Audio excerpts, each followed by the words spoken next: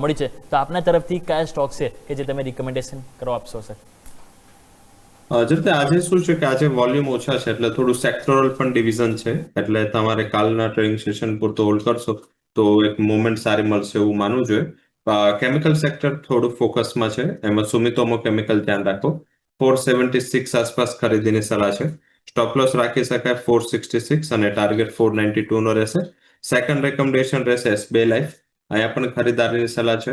1890 આસપાસ ખરીદી કરો. 1868 નો સ્ટોપ લોસ અને ઉપરની બાજુ ટાર્ગેટ 1940 સુધીનો બની શકે છે.